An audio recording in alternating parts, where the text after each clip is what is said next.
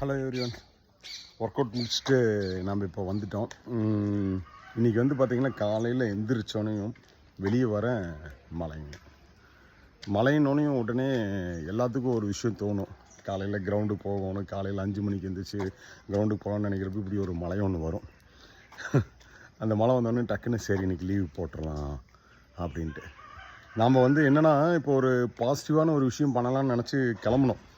For example நம்ம கிரவுண்டுக்கு போகலாம், ஒர்க் அவுட் பண்ணலாம், நம்ம உடம்புக்கு வந்து நல்ல ஒரு விஷயம் பண்ணலாம்.